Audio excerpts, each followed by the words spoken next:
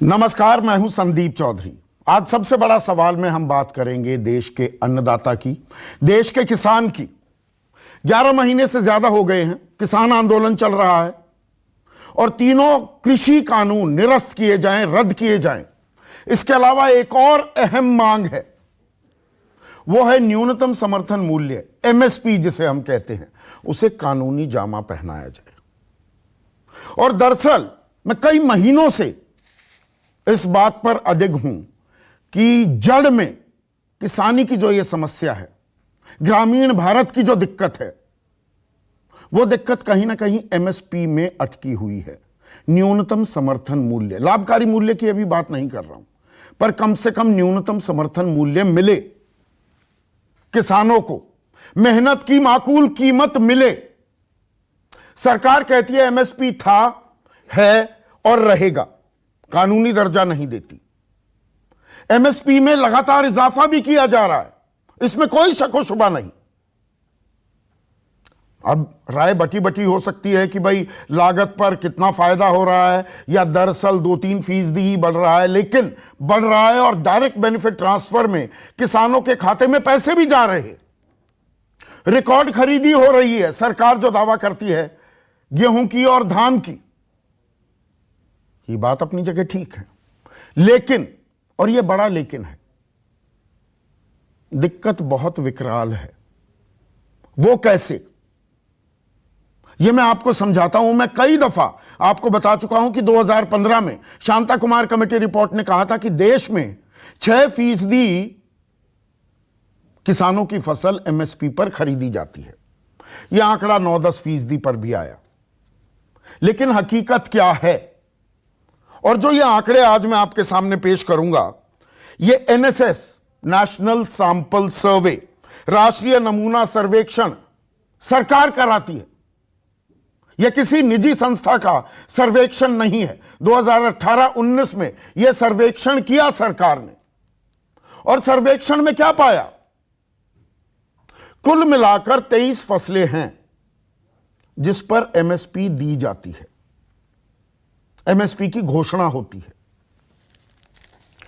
उनमें से सिर्फ 5, गौर कीजिएगा, सिर्फ 5 ऐसी हैं जहां पर जो सरकारी खरीद है, जो खरीदी है एमएसपी पर, वो 10% से ज्यादा है, दहाई का आंकड़ा पार करती है, यानी कि डबल डिजिट्स में है। बाकी 18 फसलों की खरीदी वो 10% से भी नीचे है, और ज्यादातर में 5% से भी नीचे, यानी कि एमएसपी पर खरीदी ही नहीं हो रही है इन फसलों में। गेहूं और धान ये लीड करते हैं। धान 23.7%, गन्ना 18.4%, सोयाबीन 13.1%, उड़द 11.5% और मूंगफली 10.9%। 11% आप मान लीजिए। यह जुलाई से दिसंबर के बीच जो एमएसपी पर खरीदी हुई। मैं पूरे आंकड़े देता हूं, कोई बाजीगरी नहीं करता कभी आंकड़ों के साथ। और जनवरी से जून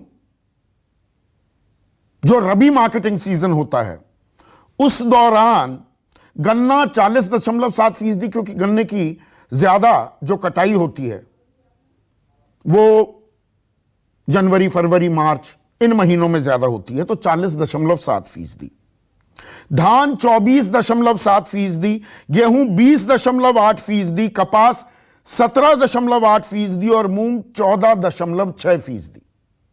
तो मोटा मोटा अनुमान आप लगा लो 20-22% के करीब गेहूं और धान की खरीदी होती है एमएसपी पर। 20-22%, 23%।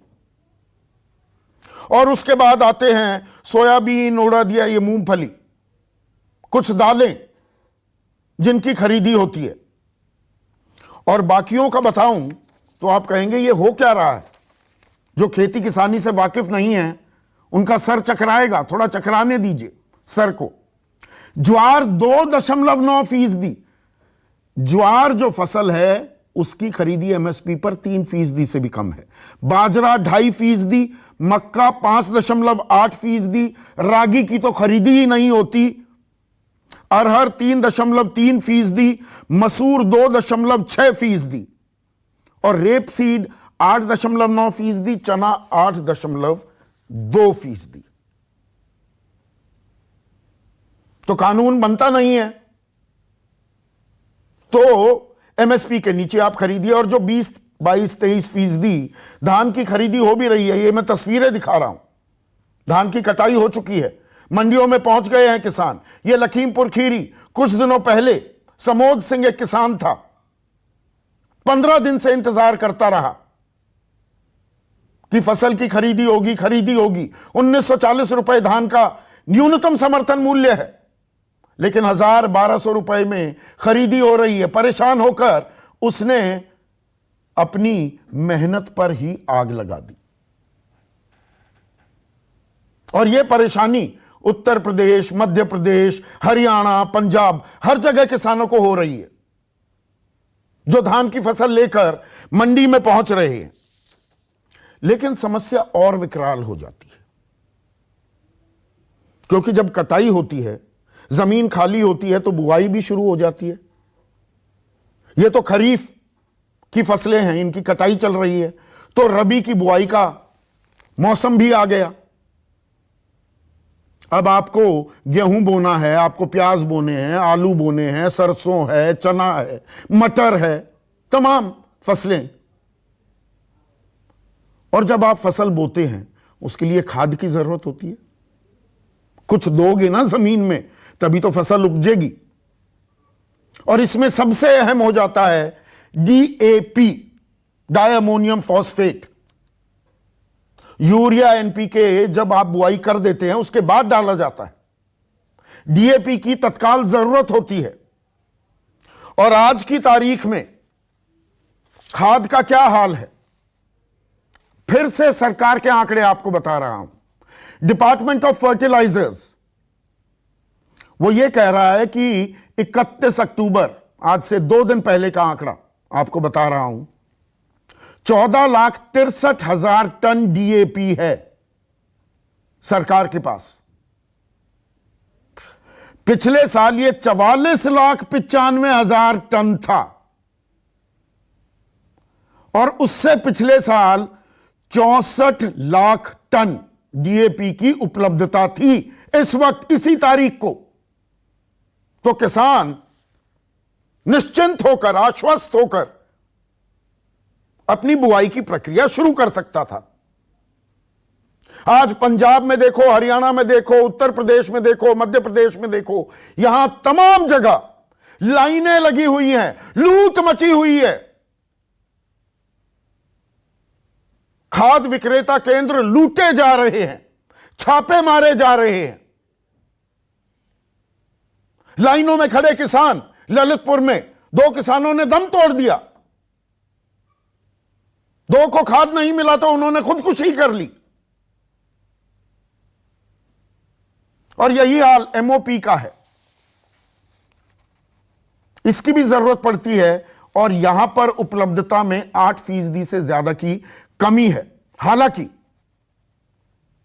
एनपीके और यूरिया, और यह बुआई होने के बाद आप इस्तेमाल करते हैं, पहले के मुकाबले थोड़े कम हैं, लेकिन कोई घोर संकट नहीं है।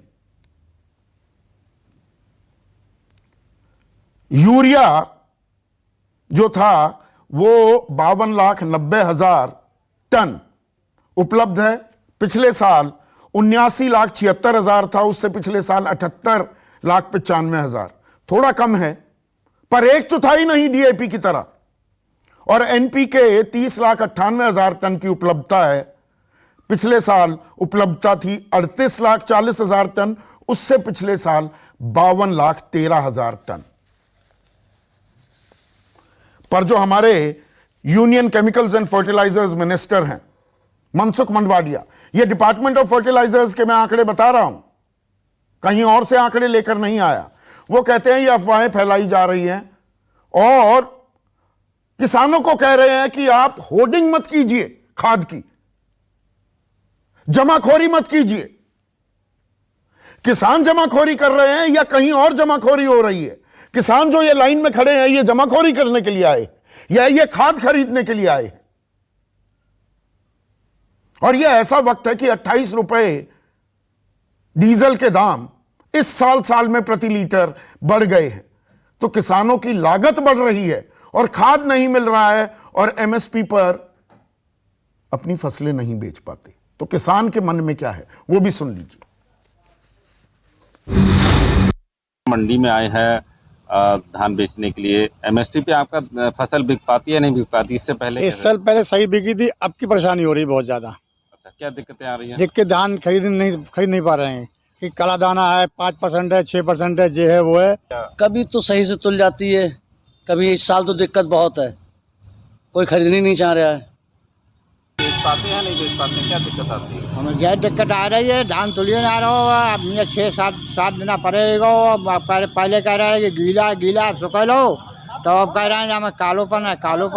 कितना धान रह गया आपका ना बिकने? धान तो अभी रहेगा करीब 40-50-60 कुंटल बचो है। हमें कुछ नहीं मिला, कर करा कर रह गए हम तो। मतलब जो है मूंजी हमारी कुछ तो मारी गई और वो भी रेट नहीं मिला हमें। इस साल भी 14-15 सही है। महंगाई तो आसमान छू रही है। देखो जी, हमने मंडी में बेचा है, आज के सरकारी कांटा पांटा लगते नहीं। आज के जो रेट है हमने तो मंडी में बेचा है, 1500 रुपये क्विंटल बेचा है।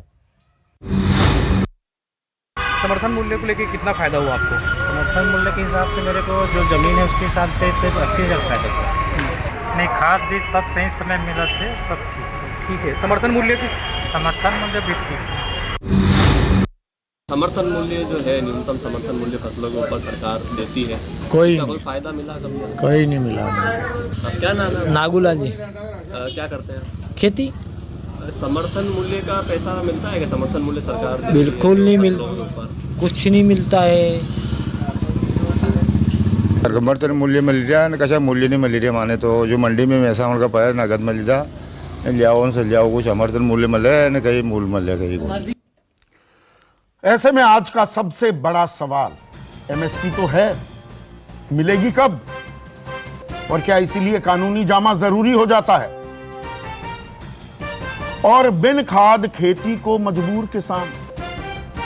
खाद नहीं होगा, खेत कैसे जोतेगा किसान?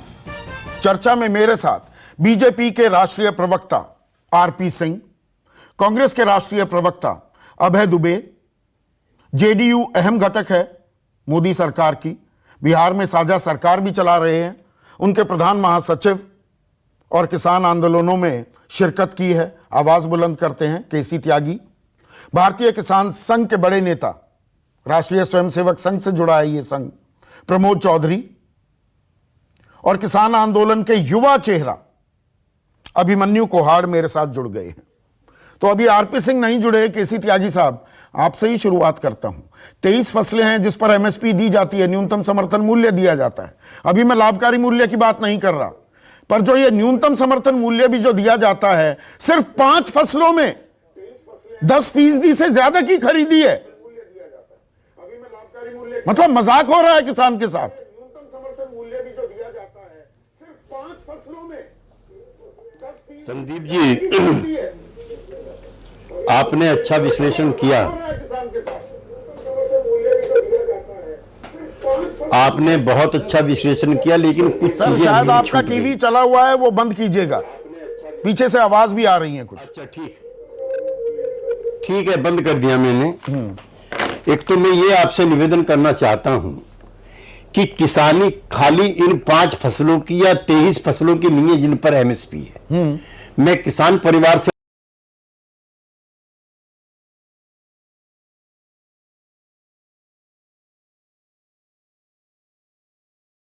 आता हूं, जो फल पैदा करते हैं वो भी किसान हैं, जो सब्जी पैदा कर रहे हैं वो भी किसान हैं, जो फल की सब्जी, फ्लावर की सब्जी कर रहे हैं, हॉर्टिकल्चर कर रहे हैं वो भी किसान हैं, जो फिशरीज का काम कर रहे हैं वो भी किसान हैं, जो दूध का काम कर रहे हैं, बेच रहे हैं, मेरे गांव में दूध बिकता है, वो भी किसान हैं।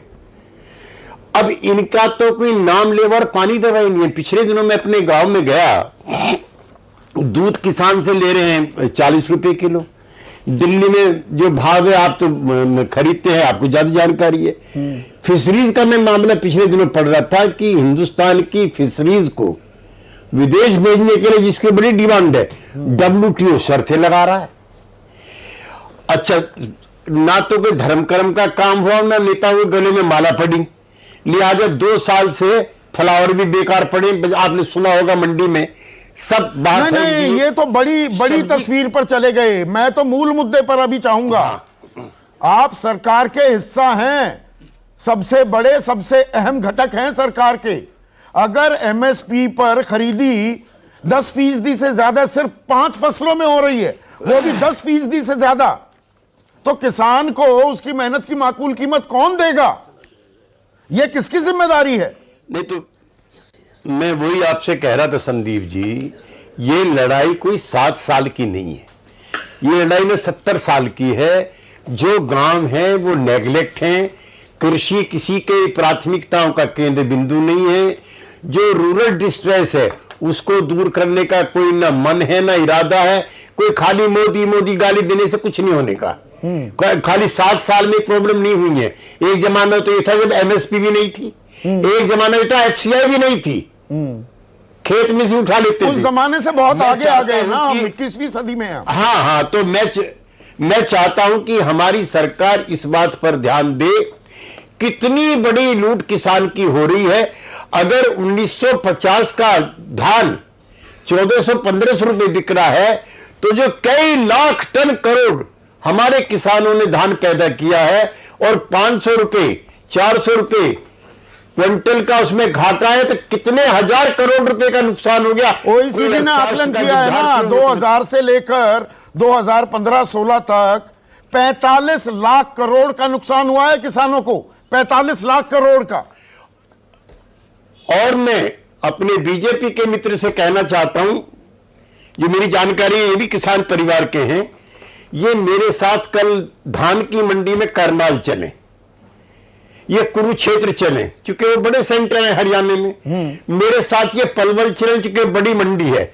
अगर एक जगह भी किसान को MSP मिल रही है, तो मैं आपके चैनल पे कभी आकर के ये बातें नहीं कहूंगा जो अप्रिय बात मुझे कहनी पड़ती है। एक भी जगह, नेम वन प्लेस, एक। दूसरा, क्यों नहीं सारी की सारी खरीद होनी चाहिए MSP पर। इसलिए किसान संगठनों की इस मांग को मैं फिर मजबूती के साथ आपके चैनल से कहना चाहता हूं कि सारी की सारी फसल जो किसान लेकर के आता है मंडी में या FCI के सेंटर पर, उस पर MSP मिलना चाहिए। MSP मिलना चाहिए। आपने 2 बातें, अहम बातें कही। पहले मैं RP सिंह के पास जा रहा हूं, थोड़ी देर से जुड़े हैं। RP Singh, national sample survey, राष्ट्रीय नमूना सर्वेक्षण कह रहा है, सरकार का आंकड़ा है, सिर्फ 5 फसलों में 10% से ज्यादा की सरकारी खरीदी हो रही है, 18 फसलों में उससे नीचे। और धान जहां 20 से 23-24% तक खरीदी होती है, वहां पर भी खरीदी नहीं हो रही है। आपको चुनौती दे रहे हैं केसी त्यागी कि करनाल चलो, कुरुक्षेत्र चलो, पलवल चलो, धान 1940 रुपए पर खरीदी नहीं हो रही। संदीप जी, मैं माफी चाहता हूँ, आज थोड़ा कनेक्शन में समस्या है, मुझे पता नहीं कैसे होगी डिबेट, तो फिर भी जिस तरह हाकों की कुछ आज गफलत हो गई, कहाँ से डिबेट होनी थी नहीं हो। तो मैं जितना विषय आपका समझ पाया कि MSP पे आपके हिसाब से जितनी खरीद होनी चाहिए उतनी खरीद नहीं, आपका ये कहना है कि जितनी MSP पे खरीद पिछले साल उससे शायद कम हुई है, या उससे पिछले साल जिस हुई थे उससे कम हो रही है, शायद ऐसा कुछ आपका कहना है? जी नहीं, मेरा ये कहना नहीं है। हाँ। नहीं, मैं साफ कर दूं, मेरा कहना बिल्कुल साफ है कि देश में 23 फसलों पर MSP न्यूनतम समर्थन मूल्य मिलता है। उनमें से सिर्फ 5 फसलों पर, यह खुद सरकार का आंकड़ा है, 10%, महज 10% से ऊपर खरीदी हो रही है। धान और गेहूं में 20 से 22-23%, और बाकी 18 फसलों में 10% से नीचे खरीदी हो रही है। यानी कि औने पौने दाम पर किसान अपनी फसल बेचने को मजबूर है। यह आज की भी कड़वी हकीकत यही है। बिल्कुल बिल्कुल बिल्कुल, और ये सच भी है, इसमें ये नहीं कि मैं इसको झुठला सकता हूँ। परंतु एक बात तो है कि अगर मैं सिर्फ गेहूं की बात करूं तो पिछले सालों में गेहूं पे लगातार खरीदी पे इजाफा हुआ है। बिल्कुल हुआ है, दाम पे भी हुआ है, और दाम पे भी हुआ है, और क्वांटिटी पे भी हुआ है लगातार। मेरे पास एक एक राज्य का वो है, मध्य प्रदेश का, पंजाब का, हरियाणा का, राजस्थान का, यूपी का, ये सबका है। जहां पंजाब में 8,34,655 क्विंटल टन था। आज वो 1 लाख से ऊपर है, 1,05,000 क्विंटल टन से ऊपर है लगभग। तो बढ़ोतरी तो हो रही है सर। अब ये बात आती है कि एमएसपी पर, क्या सारी फसल एमएसपी पे बिके? ये सरकार, जो आपका विषय है और जो किसानों का भी विषय, कि सरकार इस पे घोषणा कर दे कि सिर्फ फसल एमएसपी पे ही बिकेगी। ये एक मांग भी है, और आप उसी मांग को मुझे लगता है आगे बढ़ाते हुए आज का आपकी डिबेट है। सरकार की एक लेवल है खरीदने की, सरकार की जरूरत है खरीदने की। सरकार तो सारी फसल खरीदने से रही। सरकार तो जितनी गेहूं उगेगी, या जितना चावल उगेगा, जितना जायज बात है, धान उगेगा, जितनी जितने दालें उगेंगी, बाकी जो और तिलहन होगा, वो सबका सब सरकार खरीदती नहीं है। जितनी सरकार की, जो सरकार ने गरीबों के लिए जो बांटना होता है राशन, जो सरकार की राशन के लिए जरूरत होती है, उतना वो सारे देश के लिए खरीदती है, और वो खरीद कर उनको फिर गरीब आदमी को वो सस्ता राशन देती है। किसान से एक लेवल पे खरीदती है, मैं महंगा सस्ते की बात नहीं कर रहा, मतलब वो खरीदती है किसान से, उसको बिल्कुल बहुत सस्ते दाम पर गरीब किसान को और गरीब आदमी को बांटती है, देती है। ये सरकार का काम है। परंतु अच्छा, सरकार का ये काम नहीं, मैं ये कतई नहीं कह रहा हूं। मैं इसलिए कहा, बीच में मैंने ये शब्द इस्तेमाल किए, जो आप कह रहे हैं बिल्कुल जायज है। सरकार थोड़ा खरीदेगी, सारी फसलें सरकार खरीदने लगी, और कोई काम नहीं सरकार के पास। लेकिन दूसरा खरीदे, सरकार ये सुनिश्चित तो कर सकती है कि एमएसपी से नीचे नहीं खरीदा जाएगा। जी, मैं धन्यवाद संदीप जी। इसलिए ये जो अभी छूट दी थी कि आप अपने अनुसार, आज भी पंजाब, आज का बयान पढ़ लीजिए, उनके जो मंत्री हैं आशु, उन्होंने क्या बयान दिया कि हम यूपी का गेहूं, यूपी का फसल यहाँ पर नहीं बिकने देंगे। यूपी से सस्ती उठाई जाती है और पंजाब में एमएसपी पे महंगी बेच दी जाती है। उसके कारण से पंजाब का किसान बेचारा रह जाता है। पंजाब के किसान को जो एमएसपी पे खरीद होनी चाहिए, वो पंजाब के किसान की नहीं हो रही। उनका बयान है, आज उनके मंत्री हैं आशु, उनका बयान है, आशु जी का बयान है। परंतु विषय ये है कि इसलिए तो हम कह रहे हैं कि आप उसको छूट दीजिए ना जी, वो किसान जहां मर्जी बेचे। तो कौन खरीद रहा है? बात वही तो है, सरकार ही मान रही है ये बात। मैं आप मुझे 2 मिनट बोलने दीजिए, फिर आपके जितने प्रश्न सबको उत्तर दूंगा सर। अगर वो बिल लागू हो जाए, और वो बिल लागू होने के बाद छूट मिल जाए कि यूपी का किसान कहीं भी जाकर फसल बेच सकेगा अपनी, आज तो रोक दिया गया है पंजाब में बेचने में, या पंजाब जहाँ उत्तरांचल का किसान या हिमाचल का किसान कहीं जाकर बेचे, अपनी फसल बेच ले, जहां उसको दाम मिले वहां बेच ले। अच्छा, जब वो छूट होगी तो ही तो बात होगी ना। जब 5 बीघे का किसान वो चलेगा चंदौली से और वो बेच के आएगा संगरूर।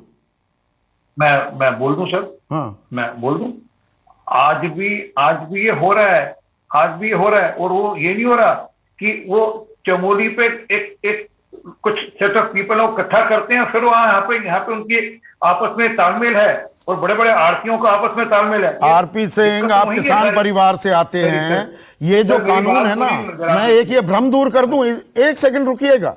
किसान के ऊपर कभी देश में पाबंदी नहीं थी, किसान कहीं भी जाकर अपनी फसल बेच सकता था। जो पाबंदी थी वो आड़तियों पर थी, पर छोटा किसान, 5 बीघे 10 बीघे का किसान अपने 10-15 किलोमीटर से दूर मंडी से जाकर कभी बेच ही नहीं पाएगा।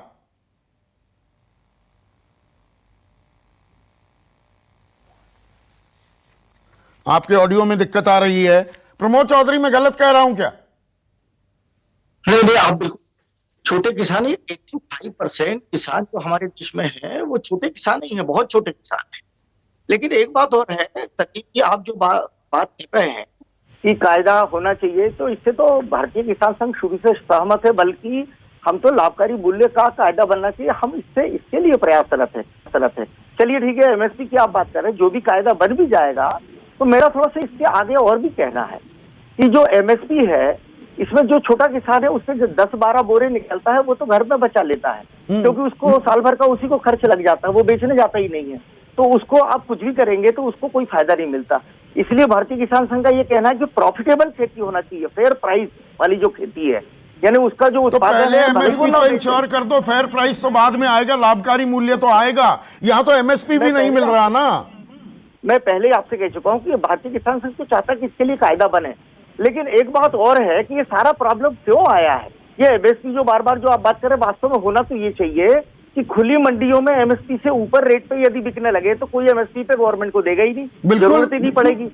और वहां पर क्यों है, क्योंकि ये बैलेंस किया जाता है, और ये बैलेंस करने के लिए जो कायदे बना दिए 90 के दशक में, ये WTO में जो आपसे दस्तखत कराए गए हैं, जबरदस्ती प्रेशराइज करके जो दस्तखत कराए गए डेवलपिंग कंट्रीज से, ये सारा उसी का किया कराया है। और अभी अगले महीने में यहाँ पर जिनेवा में, स्विट्जरलैंड के जिनेवा में बैठक होने जा रही है। भारत को इस बात पे बिल्कुल रिजिड रहना चाहिए हमें कि सीधा सीधा जो सब्सिडी है उन्होंने 4-5 हिस्से बना दिए, blue box subsidy, green box subsidy, amber box subsidy, यानी वो अगर किसानों को सब्सिडी दे, उन्नत जो बेवकूफ बना रहे हैं। प्रमोद चौधरी बिना लाल लपेट के कह रहा हूं, बेवकूफ बना रहे हैं। 44 लाख की सब्सिडी प्रति किसान देता है अमेरिका, 11 लाख की सब्सिडी है कनाडा में, 7 लाख की सब्सिडी है जापान में, हम 15,000 देते हैं, उस पर भी रोक लगाने पर आमादा हैं ये लोग। उसमें कंप्लेंट की गई है भारत की कि ये लोग सब्सिडी दे रहे हैं, और ये क्यों, क्योंकि ये 4 हिस्से बना दिए। हमें भारत को यहाँ पर बिल्कुल कड़ाई से, सख्ती से कहना चाहिए कि यदि सब्सिडी देना हो तो सारी सब्सिडियां, ये जो ग्रेड हैं, इनको बंद कर दिए जाए। दूसरी बात एक और है, जब आप ग्लोबलाइजेशन की बात करते हैं तो सारे अनाज पे तो आप कंपल्सन करते हैं, फल पे कंपल्सन करते हैं कि बाहर से आपको इतना प्रतिशत अनाज आयात करना ही पड़ेगा। आपके पास चाहे जितना ही फरात हो, रखने की जगह ना हो, तो भी आपको आयात करना पड़ेगा। तो फिर इस श्रम के ऊपर क्यों चुप हो जाते हैं? हमें इसके ऊपर भी स्ट्रिक्ट रहना पड़ेगा। यदि उसका आयात निर्यात हो रहा, हम जाने की लाने की पूरी स्वतंत्रता दे रहे हैं, तो हमको लेबर के ऊपर भी हमको नहीं, अंतर्राष्ट्रीय परिप्रेक्ष्य में, अंतर्राष्ट्रीय बाजार, बाकी मुल्क भारत पर क्या दबाव बनाते हैं उसको तो हम बाद में देख लेंगे और वो सरकार देखेगी। लेकिन अभय दुबे, असल खेल तो यहां पर है कि किसान को उसकी मेहनत की कीमत तो मिले। ये सरकार के आंकड़े सरकार ने जारी किए हैं। मैं लगातार इस बारे में बात कर रहा था, शांता कुमार कमेटी की होती थी 6%, चलिए थोड़ा बढ़ गया, 10-11%, 12% पर आ गए, पर अभी भी 85-87% किसान अपनी फसल पर न्यूनतम समर्थन मूल्य, न्यूनतम है वो मूल्य, वो भी नहीं ले पा रहे। संदीप जी, देखिए, मुझे याद है फरवरी 2016 में प्रधानमंत्री जी ने बरेली की रैली में घोषणा की, साथियों 5 साल में तुम्हारी आमदनी 2 गुनी कर दूंगा। आज 5 साल बाद खबर आती है कि हिंदुस्तान के सबसे बड़े व्यापारी अडानी जी की प्रतिदिन की इनकम 1002 करोड़ रुपए हो गई प्रतिदिन। और मोदी सरकार की रिपोर्ट जो सितंबर में NSSO की जारी होती है, वो ये बताती कि एक किसान की प्रतिदिन की औसत आय 26 रुपए 67 पैसे अर्थात 27 रुपए, और पशुपालन से 16 रुपए 24 पैसे हो गई। आपने बहुत अच्छा प्रकाश डाला, मैं भी थोड़ा सा उस पर और आगे बढ़ाता हूं। उस रिपोर्ट को मैंने विस्तार से तैयार किया है। आपने बताया कि जो धान है जनवरी 18 से दिसंबर 18 के बीच में 14.5% खरीदा गया सरकारी एजेंसी द्वारा। वो सरकार बता रही है कि वही धान का जो MSP से बेटर प्राइस मार्केट में जो मिली है वो सिर्फ 0.5% मिली है, और lower than market price. Market price कौन सी? जो अभी एक किसान का आपने इंटरव्यू बताया, उसने कहा 1500 रुपए में धान बिक रहा है, तो वो मार्केट 1200 में बिक रहा है। मार्केट प्राइस से 33.1% और भी कम फसल उसकी बिकी।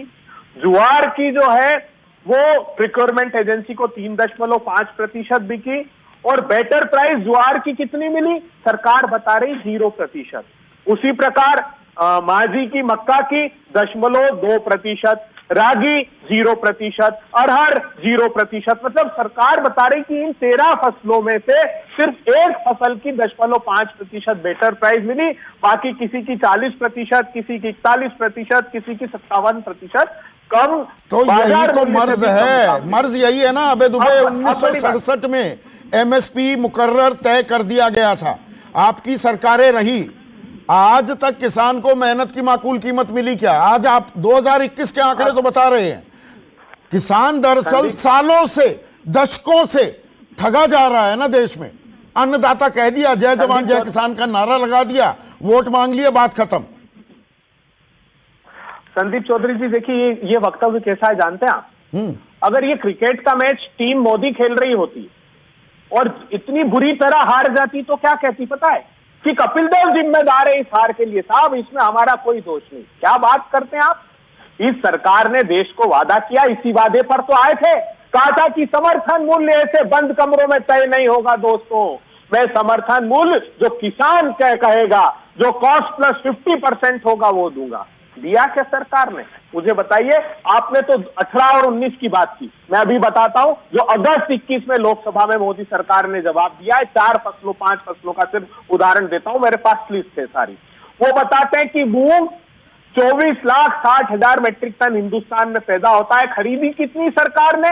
अगस्त 21 का डेटा है, सिर्फ 20,000 मेट्रिक टन। वो बताते हैं ग्राउंडनट मूंगफली 1 करोड़ मेट्रिक टन पैदा होता है, खरीदा कितना? 2,86,000 मेट्रिक टन मात्र। सोयाबीन 1 करोड़ 35 लाख टन पैदा होता है, खरीदा कितना? 3.6 metric ton only. Sunflower seed उसी प्रकार ज्वार वो बताते हैं 47,30,000 मेट्रिक टन पैदा होता है, खरीदा सिर्फ 1.35 लाख टन। तो ये परिस्थितियां हर एक फसल में है। अब ये जो कह रहे थे कि नहीं सरकार की जिम्मेदारी नहीं, अरे साहब पढ़िए तो सही थोड़ा सा। प्रधानमंत्री आश्रय योजना है, प्राइस इंटरवेंशन स्कीम है, ये क्या स्कीम से? ये स्कीम ये कहती है कि अगर किसान की फसल चाहे वो हॉर्टिकल्चर की हो चाहे फूड ग्रेन्स हो, अगर बाजार में कीमत कम मिल रही तो सरकार इंटरवीन करेगी। अगर सरकार उसकी फसल नहीं खरीदती है तो उसका उतना पैसा उसके अकाउंट में ट्रांसफर करेगी। वो 3 गुना, अभी सीएसईपी ने आरोप लगाया खुद उनकी रिपोर्ट में कि सरकार ने इस योजना का लगातार 3 गुना तक पैसा कम कर दिया है। मतलब सरकार का इंटेंशन ही मेला फाइड है, आप ये समझिए तो। आरपी सिंह रिस्पॉन्ड कीजिए, 1 सेकंड। आरपी सिंह रिस्पॉन्ड कीजिए, खाद की भी बात कर रहे हैं। को बोल लीजिए फिर मैं देता हूं। हाँ बोलिएगा जी। ये नहीं बता रहे कि इनके टाइम में कितने कैसे खरीदा जाता था दालों का। 600 मेरे पास फिगर है, 645 करोड़ रुपए की कुल दालें खरीदी जाती थी। अभी कितनी है फिगर आप दे दीजिए, इनको समझ लग जाएगी बात। सरकार तो लगातार लगभग 50,000 करोड़ सरकार तो लगातार हर साल से साल बढ़ा रही है, और क्योंकि सरकार इंटरवेंशन कर बढ़ा रही है। मैंने वापस कहा संदीप, इसका हल एक ही है और वो हल वही है कि हम किसानों को छूट दें कि वो फ्री मार्केट में जाएं, जिसको लेना है जहां उसको ठीक उपयुक्त दाम मिले वहां बेचे, जो उपयुक्त दाम के हिसाब से अपना। तो लोअर सीलिंग नहीं लगेगी, ये ना लगाया जाए कि नहीं एमएसपी से नीचे कोई नहीं खरीदेगा, उसमें दिक्कत कहां है? सरकार के ऊपर क्या बाध्यता है? दूसरों पर बाध्यता लगाएगी ना, लागू करेगी सरकार। संदीप जी एक तो प्लीज, मैं बिल्कुल किसी को इंटरव्यू नहीं करता, मैं आपसे भी नहीं करता, थोड़ा सा बोलने की फुर्सत। आप प्रश्न करिए, हर प्रश्न को उत्तर दूंगा। सरकार ने हर साल एमएसपी पे खरीद बढ़ाई नहीं बढ़ाई?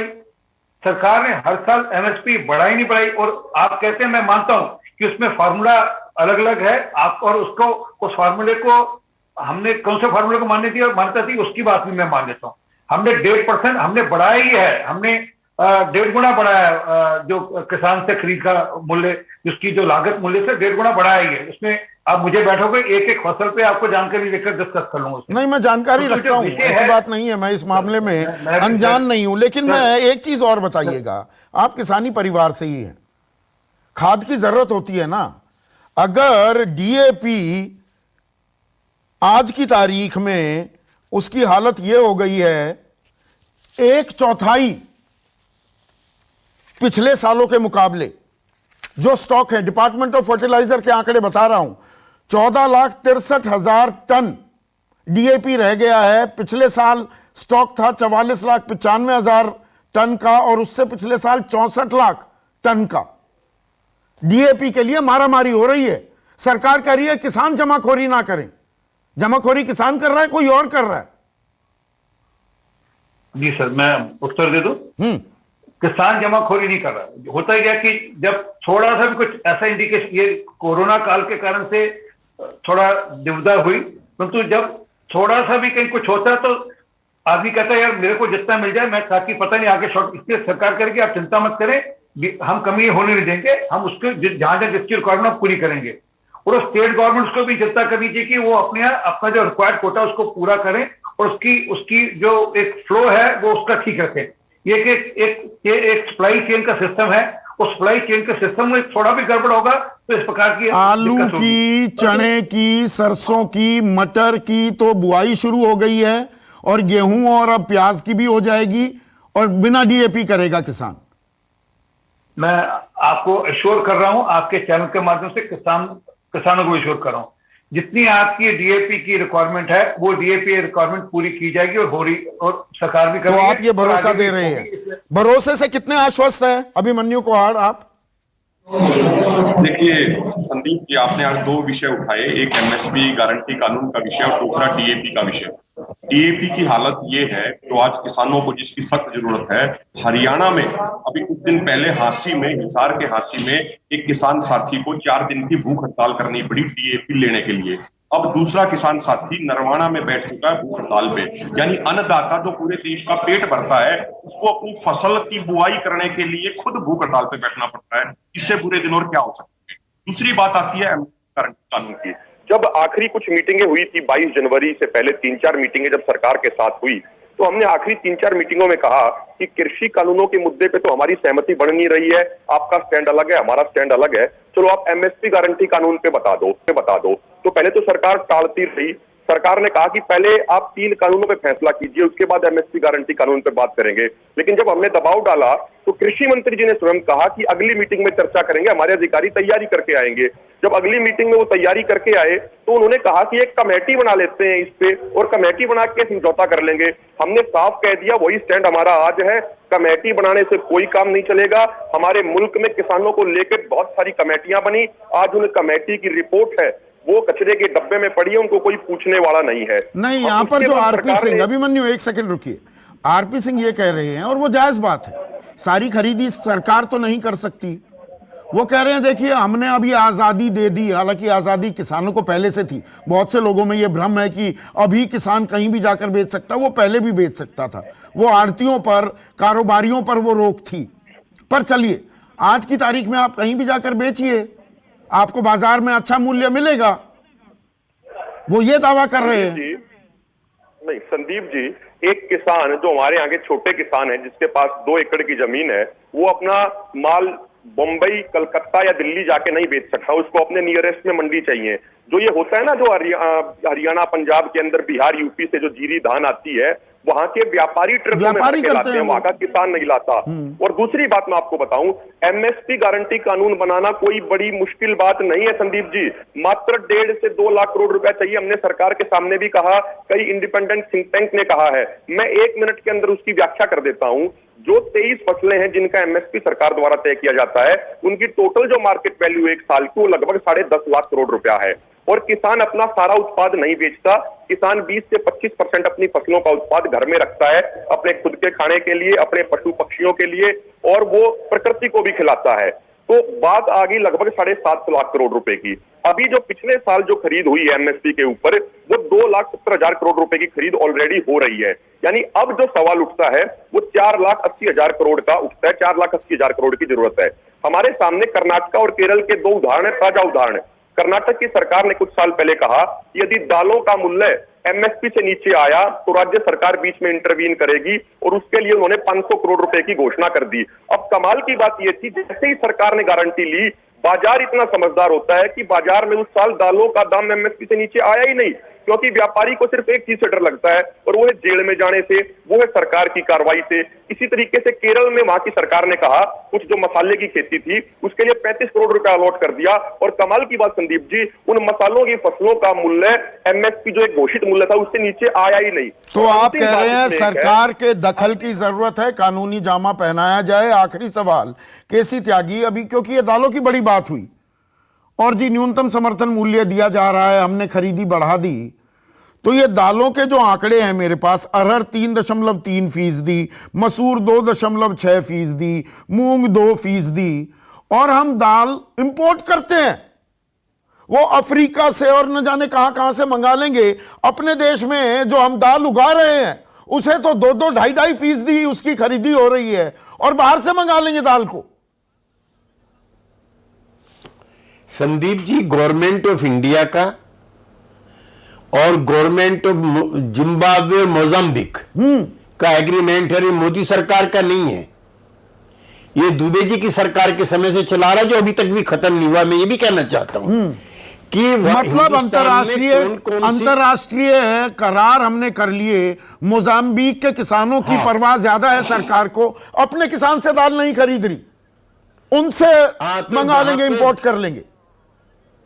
वहां से बाकायदा इकरारनामा है कि इतने लाख टन दाल आपको पैदा करनी है और वहां से आती है, और क्या क्या नहीं इस देश में हो रहा है, कहां कहां हो रहा है। और ये एक सरकार का मामला नहीं है, मैं इससे डिसएग्री करता हूं, ना कांग्रेस का और ना एनडीए का, समझे जी।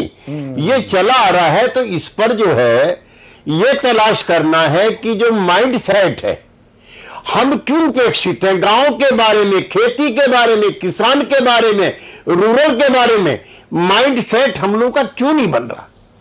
मानसिकता बदलनी पड़ेगी, नीति नियत भी बदलनी पड़ेगी हमें। सरकार को, और प्रधानमंत्री कहते हैं लाल किले की प्राचीर से कहा, छोटा किसान बने देश की शान। छोटा किसान देश की शान तभी बनेगा, एक लाइन की बात है सिर्फ, जब उसे मेहनत की माकूल कीमत मिलेगी। और सरकारों को इसमें, केंद्र और राज्य सरकारें सोचें, समझें, साथ बैठें और ये करें। नमस्कार, मैं हूं मानक गुप्ता। अगर आपको हमारा ये वीडियो पसंद आया हो तो इसे लाइक और शेयर जरूर करें, और हां, हमें सब्सक्राइब और फॉलो करना ना भूलें, ताकि आप देश और दुनिया की कोई खबर मिस ना करें। तो जुड़े रहिए हमारे साथ और देखते रहिए News 24।